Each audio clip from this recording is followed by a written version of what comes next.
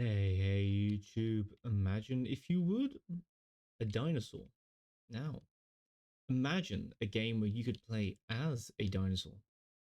Speaking of dinosaurs, a certain dinosaur will be releasing at some point in the future. And so I'm offering a proposition towards you guys where we could achieve two really, really funny things at the same time. For the first one, we're going to need to give a little bit of background context. There's another British YouTuber who goes by the name of Orny. The fuck was that? Anyways, and Orny allegedly has read the script, quote unquote. What he believes to be schizophrenic ramblings, he claims these are but prophecies that will guide us into the release date of when Rex has come out.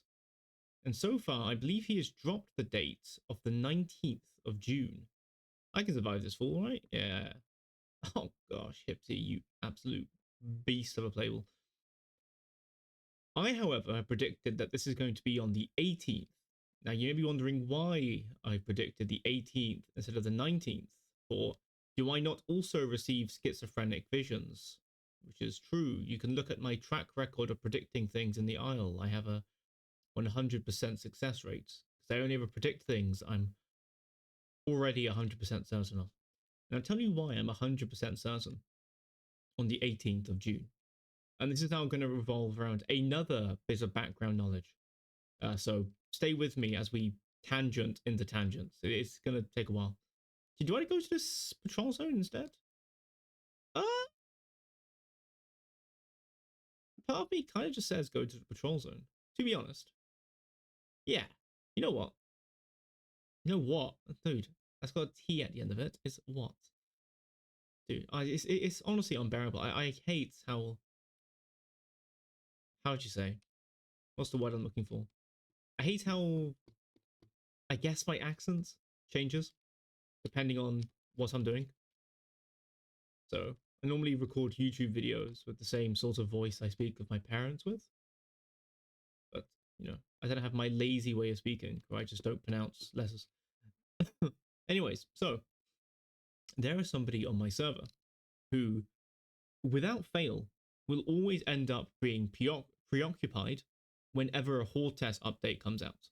This has happened continuously and with such prevalence that it's an ongoing pattern that we put stock into being, factual. This has actually gone as far as whenever the devs have decided to play T-Rex on a server, he ends up being busy at the exact moment where they come on as T-Rexes.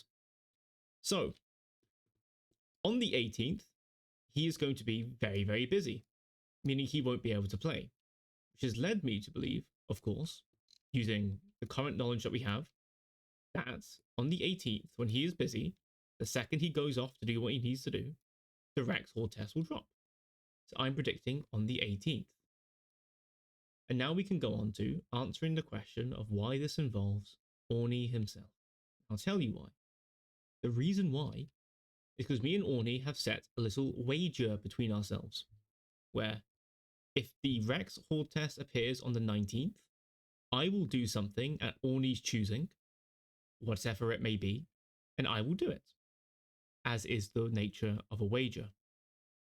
On the flip side, though, if it comes out on the 18th, Orny will do the thing that I have requested for him to do.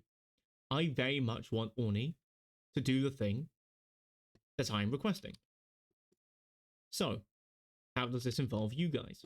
Well, you guys are here to ensure that if the Rex does come out on the 18th, that we keep Orny to his word, and he fulfills his part of the wager. Now, here's the sneaky part. If, and it's a big if, I mean, come on guys. If Rex does release on the 19th, I want you guys to do your best to never bring up the wager ever, in hopes that Orny forgets. This is crucial and imperative towards my safety and my sanity. I hope you guys understand. I say this out of a part of love.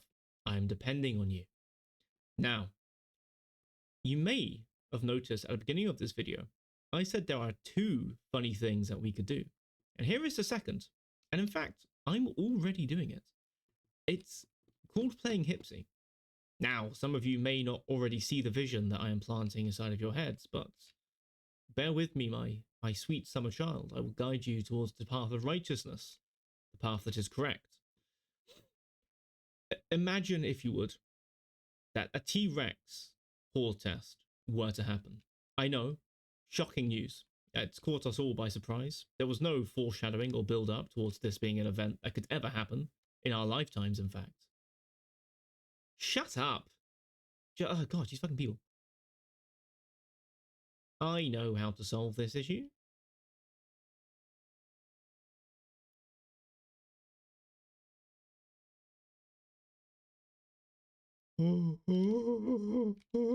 Anyways, so imagine, if you would, Rex horde test drops and hundreds, potentially thousands of, excitable people are ready to sink their teeth into Rex.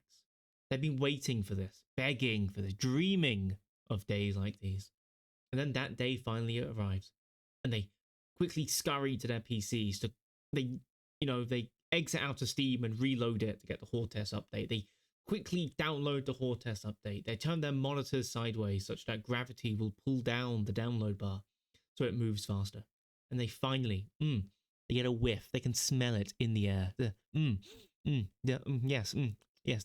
The notes of, giant, giant reptile, giant lizard, big teeth, crushability, the taste of vanilla, the undertones, perfect, right?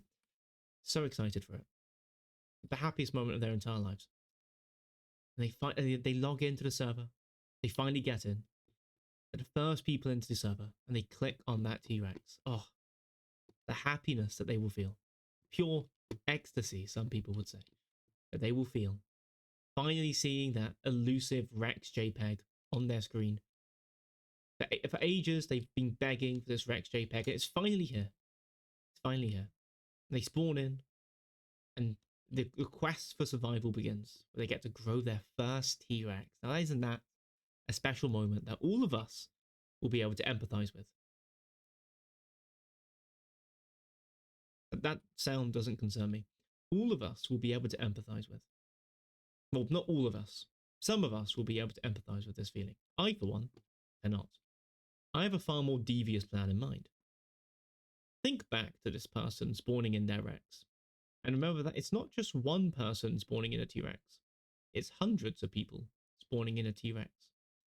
Now imagine, if you would, that there is about 1,200-ish of you guys, right? It's about 1,200-ish of you guys. And there's probably going to be more Rexes. But there's enough of us to make a difference. And we all just spawned in hypsies.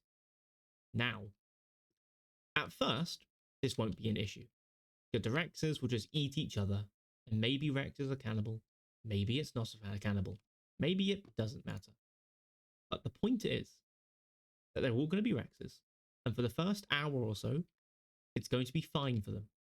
Because people will be growing trikes at the same time, they'll be growing stegos, they'll be growing Myers, they'll be growing dibbles, they may even be growing Cerados. In fact, they're probably going to be growing Cerados. But we, the enlightened ones, the ones who have truly understood the Isle.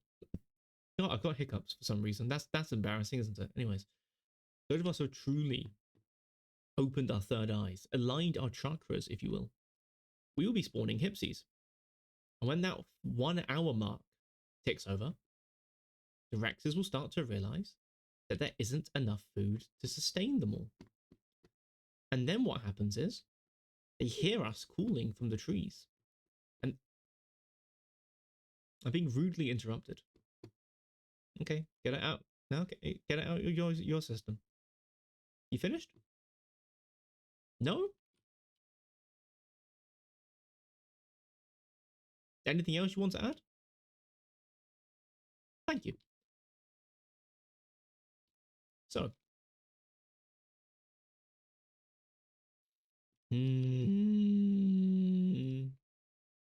I thought that's kind of cute, actually. So, why are the lines? Come on, like, line diets, I guess, just the elusive line diet doesn't exist. It's a myth. We made it up. It's a liberal conspiracy. So yeah. So Owl comes in. They're all starving to death, and the Hypsies just start one calling, and the Hypsies start spitting on them. And frankly, it stops being fun to play the T Rex, and they all starve to death. Right? That's what happens. We can make this dream a reality.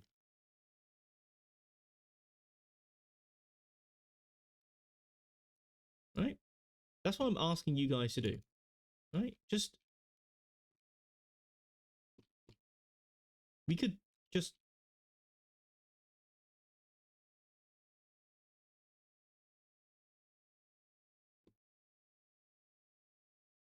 I don't like the I see.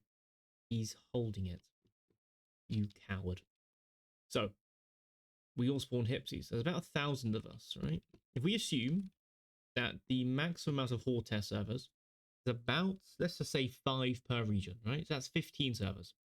With about 1,200 of us, we can fill each server basically with 100 of us effectively. So let's say that only success rate of 10% of us actually enter into a server. That's about 120 of us. That's about 10 Hypsies per server. I truly do believe that with only about 10 Hypsies per server, we can make enough of an impact, right? Where, oh, there's no way. It's real. It's genuinely real. This is the happiest day of my life right now. It's actually real. Line diet, my friend. Line diet. Localized entirely within Delta. We can make enough of a difference to make their lives a living hell. I believe in us. This has also made me remember a third, far more sinister thing that we could do. And I reckon we do this, right, alongside the Hypsy plan, in which anyone who's planning to play Serrano in the Horde test, what you need to do is you need to get at least 4 Serranos together, all right? And you need to be competent at working together. And here's the idea. Serrano has an ability to vomit on corpses. And after vomiting on the corpse, a set amount of time will happen where the Serrano's bile application is like a weight correlator. So if you vomit on a raptor corpse, it will rot way faster than a trike corpse. This is just basic math, of course. We can all visualize this in our heads. Am I blind? Where did the lines go? Oh, I found it. Thank you. Right? Except Serrano also has a secondary, even more awesome ability, where if you vomit a player, not only do they lose a portion of their stamina, and they lose their hunger and their water, as well as dropping their diets down, but if they try to eat during that 5-minute period, or whatever, where they're trying to recover their vomit sickness, there is a percentage chance they will vomit again. Some of you may see where I'm going with this. So now imagine, if you would, the Juvie Rexes. Because you're Serrano, you can eat anything. Anything that you want. It doesn't matter. If Rex isn't a cannibal, it's Jova. It's legitimately Jova. It's just the entire career is ended at that point. There's no coming back from the sheer devastation that is going to be brought upon this population. So if Rex isn't a cannibal, what will happen is the Rexes will start to eat other Rexes and get 0 diet. The Serranos will eat Rexes and get diet from the organs. So you'll be able to grow Serranos way, way faster than the rate at which you can grow Rexes. Meaning there will come a point where there are more adult Serranos than there are sub T-Rexes. Once this happens, anytime a sub T-Rex gets a body, all you have to do is go on sniffing watch and sniff for any body. You go up to said body. You vomit the T-Rex, and while it's in the vomiting animation, 1 Serrano goes in. So you have 3 Serranos run in. They all charge bite the T-Rex. It vomits. 1 of the Serranos out of the 4 vomits on the body. The body is now puked on. The Rex now has the vomit timer. If you wanted to, you could now wait around to make sure that the body rots and that the Rex stays in its, vomit recovery state. This is probably quite easy to do, in fact. So, I'm laughing thinking about it. So what will happen is that the Rex will lose its diet, and it won't be able to eat the body anymore because the body is rotten. Meaning, if this keeps happening to Rex players, they will no longer be able to get any food. They won't be able to get any diets. They won't be able to grow. Meaning that the Rex population is ruined. You then pair this with the hypsi population. You see where I'm going with this, right? It's complete psychological damage. It's complete, it's a level of warfare.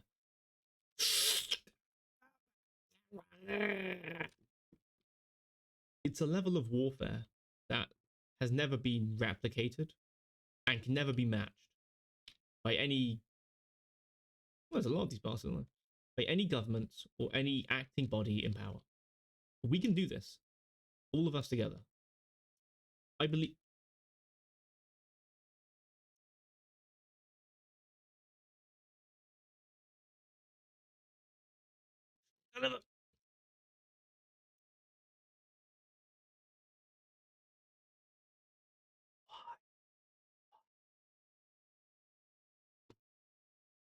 You know what? I'm just gonna take what I can get. I don't know the way it turns when it's. I'm not gonna regain stamina now, am I?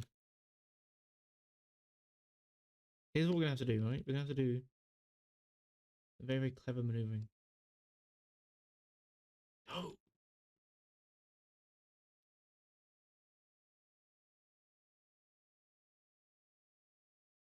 I give up.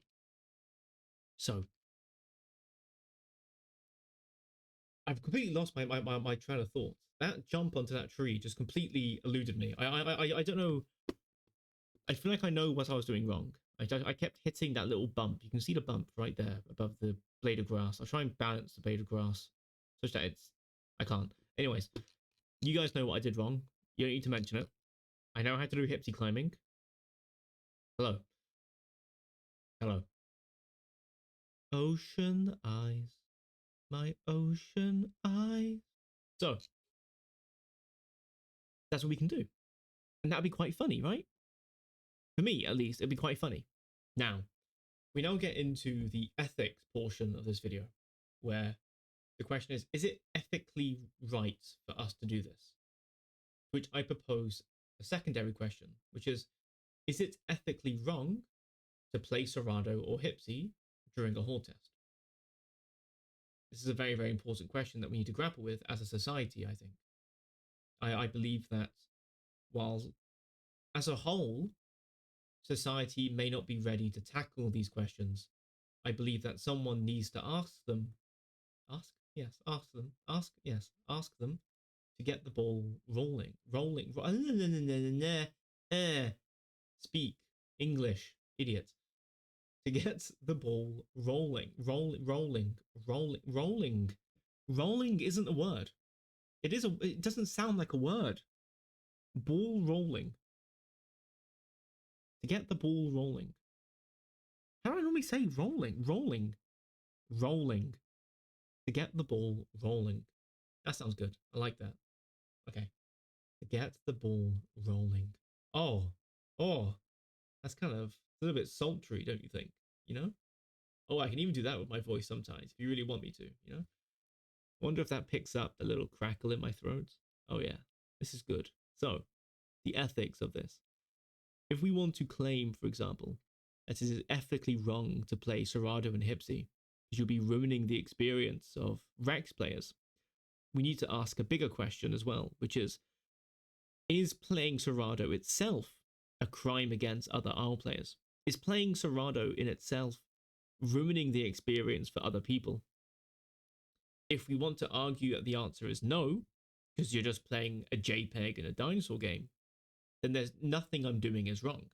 Now, some of you may have your clever little quips and your little arguments, your little ad hominems and your appeal to authorities, and straw man arguments and be like, oh, but Turkish delight. It's the intent behind the actions that matters. Okay. Let's say, for example, Not that this would ever happen, of course, because that would just be psychotic. It would be completely psychotic if this happened. Let's say, for example, that, like, I don't know, your family was trapped in your house and there was an awful house fire happening. I mean, just a terrible house fire, you know? And I was there and I went in and saved your family. And after saving your family, you know, and you see me walking out of your family home, carrying your father in my arms, and I go back in and I get your mother.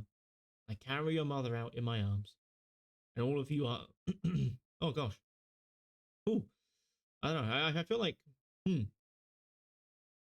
sorry, I had like phlegm. The back of my, I don't know why I'm sharing this with you. I thought you might be interested, right? I had a bit of phlegm at the back of my throat. That was rather gross. There might be some sort of like preemptive divine retribution. My backside in my camera, fantastic. So, all right, and then you're like, oh, Turkish delight, thank you so much for saving my family. You know who I am, but I don't know how you know who I am, but you just in this hypothetical, you know who I am. Like, oh, thank you so much for saving my family. Is I'm so happy. Oh, thank you so much for saving my family. And I go, don't mention it. I only did it for the fame and glory. Now, stop. What's the intention? Oh my. I'm finding a different tree. That tree's cursed. Yeah, this tree has a good vibe to it. I'm feeling good about this tree. Stop turning backwards. I phased through the tree. Please, please, just let me up. Mm. I'm going to crash out. I'm going to crash out. Stop turning. Why are you turning backwards? I'm not doing a single prompt into my keyboard that would make you turn backwards. Why are you being pushed away from the tree? Brother Hypsi, please.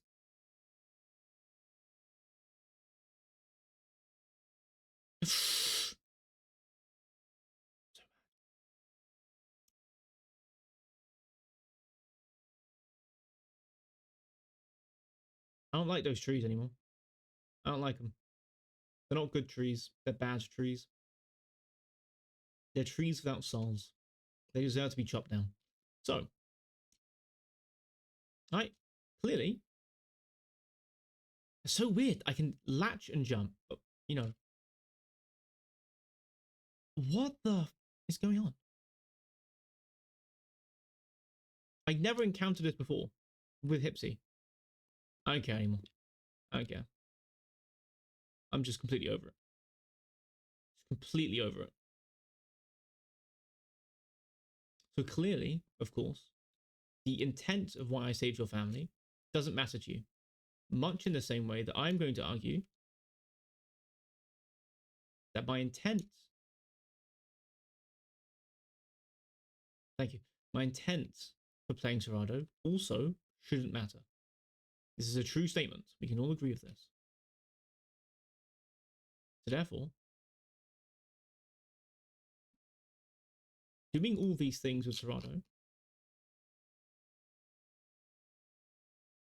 doing all these things with Serato shouldn't matter at all. It just shouldn't matter because the intent isn't important. From an argument that I've made, that may be a straw man, that may also be some sort of appeal to something. It don't matter, right? So therefore, I'm saying that we should do it. All of us should do it.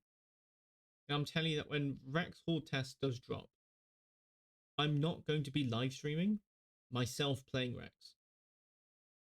I would like to live stream, but if I do, I'm going to be playing Hypsi. Be warned. This is the Hypsi skin. If you see this Hypsi skin, this could be me. I would recommend you guys copy that Hypsi skin. Simple as that. It's just that simple. And we can do it. We can. This video has a very, very similar vibe to my plan for when Aloe comes out. When the Aloe Horde test comes out, in case you guys don't know, my plan is to play Paki during the initial hours of the Aloe Horde test. And my reasoning for doing so is because Aloe players or Aloe fans keep glazing Big Al. They keep glazing that guy. Like, this is your goat, Big Al. Okay, broke his leg to a hypsi. And I thought, out of just pure pettiness, that I would play Paki such that I could leg break every single Aloe, Juvie, and sub that I see, and then leave. Not kill them, just leg break them. So that they can actually get to really experience Big Al. You know? Like, if you were to ask, I don't know, like I don't know, I'm trying to think of something. Like if you go up to like a gym rat, freak beast, if you will, and go up to them and say, "Oh, dude, like if you could like hang out with like Prime Arnie, or be Prime Arnie, for, like Arnold, for a day," they'll they'd love that. I believe Aloe players should be given the exact same opportunity of what have you got to be Big Al, and I think they'll be happy for that. I think in my own sense of morality, I believe that they would be happy that we would do this to them. I don't know what's. Yes, we're not even.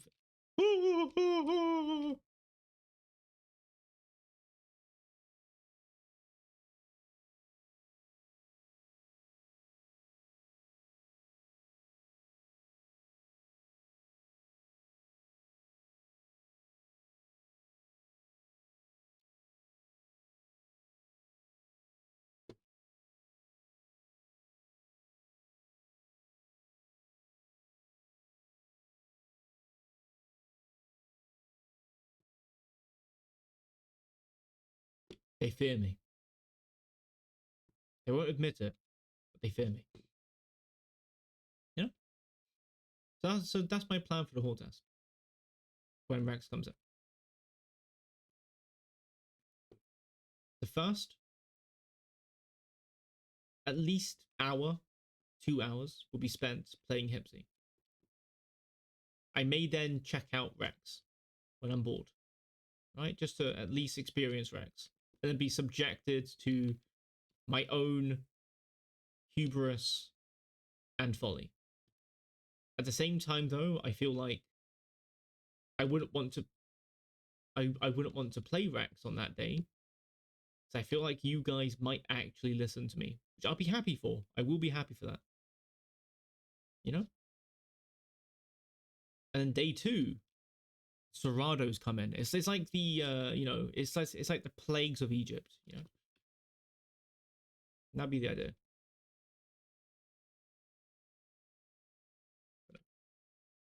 There are other things I'd like to discuss today in this video, actually, given that I have the time, and you guys are a captive audience, of course, of course, of course.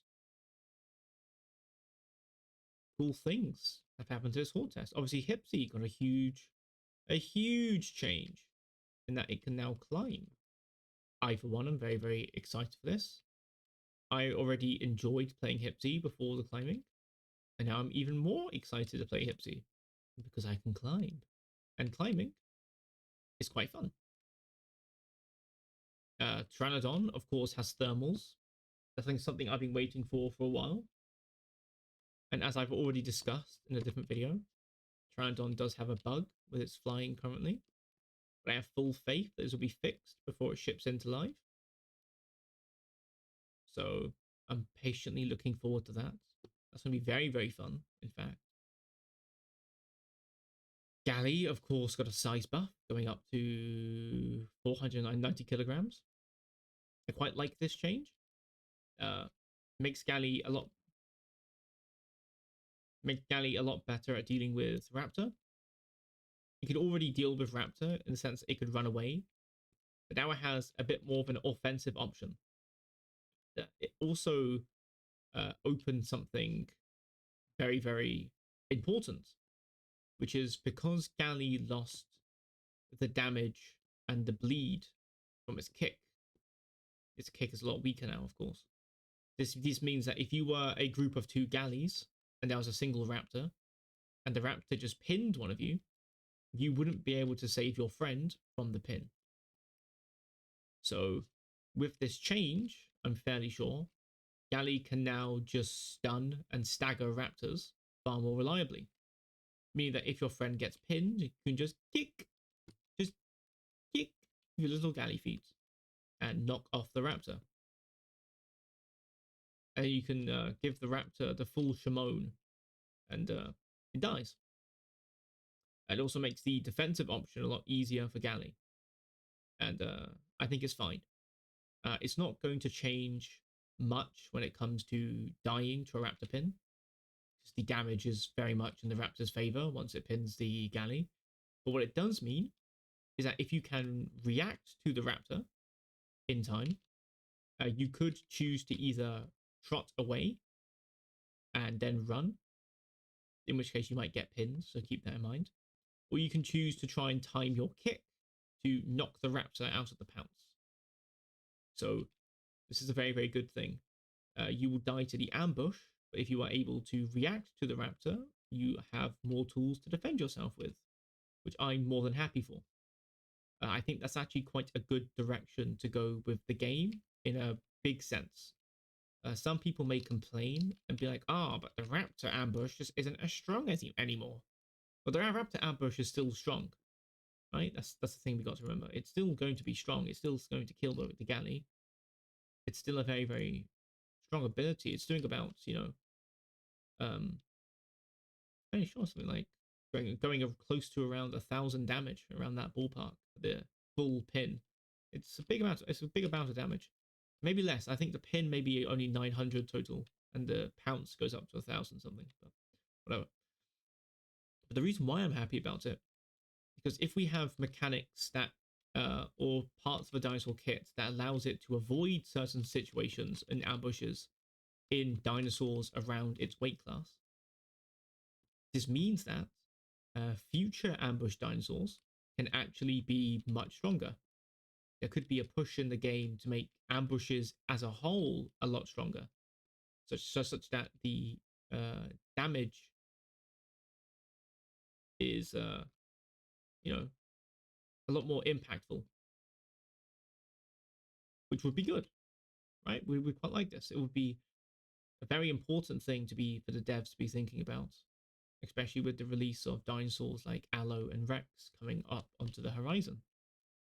So having these strong ambush dinosaurs and having their prey have ways to deal with them if they don't get caught off guard, but having a very, very strong ability that can potentially just kill those dinosaurs or leave them severely wounded when you do land that ambush, I think is fine. It wouldn't be fair for it to just be, you got ambushed, you die, which is what I feel like a lot of people get annoyed with Raptor.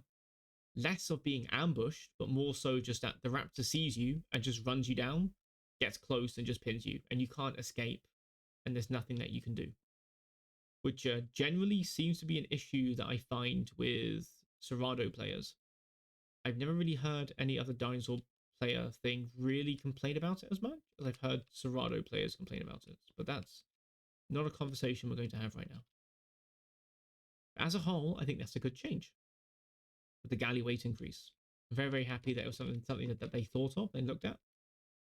And it's a very, very efficient change. And if you think about it, it's a very, very efficient change. It changes a whole bunch of stuff with its matchup and the way it interacts with the other playables, as well as it just being a change where it was just a single number change, which gives me hope.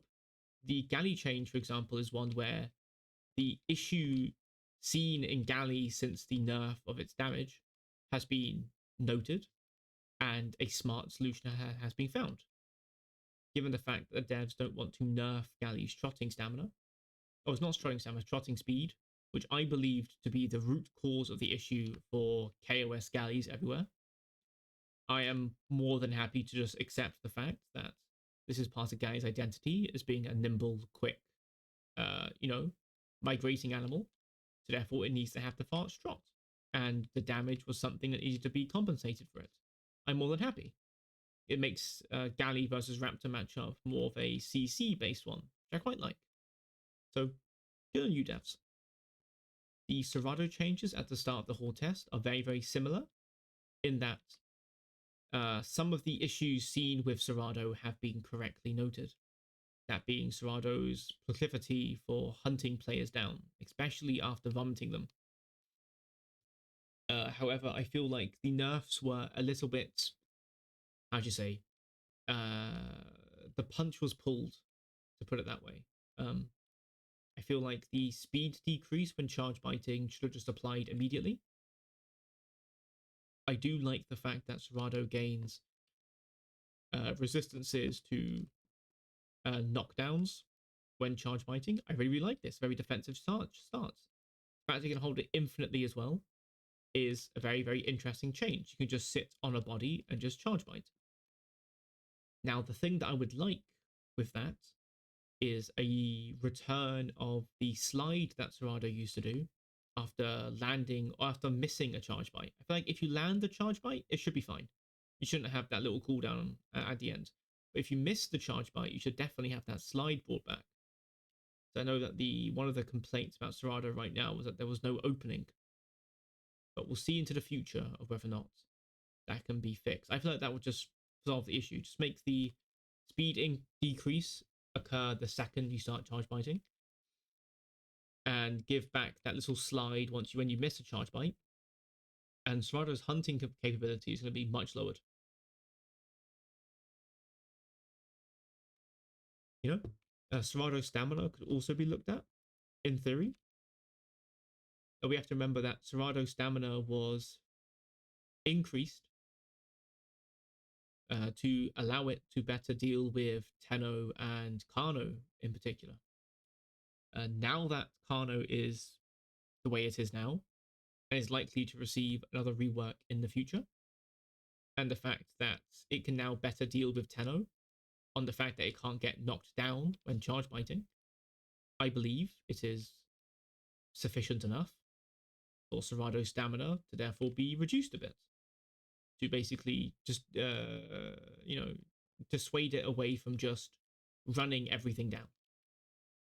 Of course, there's also a skill issue on the part of the victim of the Serato, in that Serato is, a very slow carnivore in the sense the carnivores we have in the game right now is a rather slow carnivore, meaning that most things in the game just outspeed Serato. Now, of course, Dibble can't. Good luck, Dibble, I guess.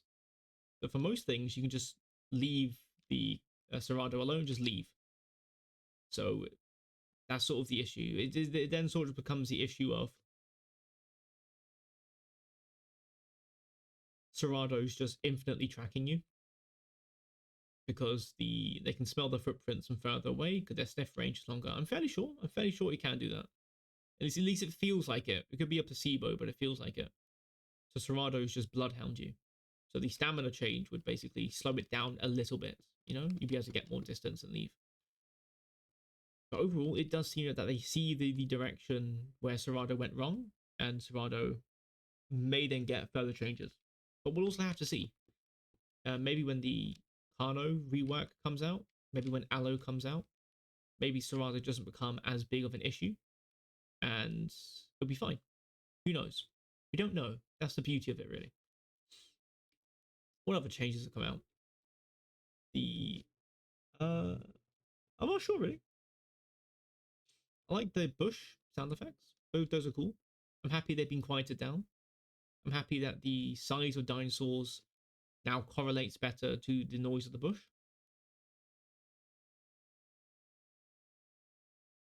So yeah, I'm very, very happy that they did a server end fix for stuttering. That's very, very cool, in my opinion. I'm very, very happy about that. Fixing some of the SFPS issues. Juvie Maya is such an adorable little creature. Juvie Maya is just this adorable thing. I absolutely love it. It's just this harmless little guy. So yeah. I think I'm probably just gonna chill with these mice for now. How long have I been recording for?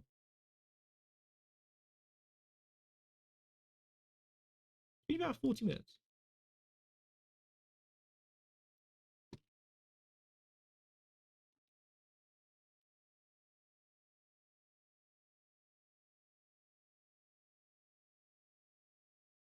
See, I like the fact that I can track these mires now based off sound. I quite like that. I can just about hear the bushes rustling when they're further away. Makes it easier for me to track them. I'm fond of this. Makes me happy. Yeah. So in a sense, I don't mind the bushes being that loud for certain playable. Obviously, of course, for the actual dinosaur playing it, you could mute the sound a little bit for the player, but for other people, they hear the bush louder. Yeah. Hell, I wouldn't even mind a mutation for carnivores. This would be a very, very cool mutation, actually. Similar to how herbivores have a mutation to hear carnivore footsteps better, I would like for a mutation based around tracking, where you can um, track footprints easier and pools of blood. And maybe even the mutation is such that when you sniff, you don't need to track the footprint. It just makes every footprint glow automatically. That'd be kind of cool. I wouldn't mind that. But also to make the noise of sound traps with Pterodactylus and bushes rustling to be louder. I'd quite like this as an unlockable mutation. I think that'd be really, really cool. So yeah, that's all I can really say. I've kind of worn out my voice now, I feel like. So yeah. Remember the plan.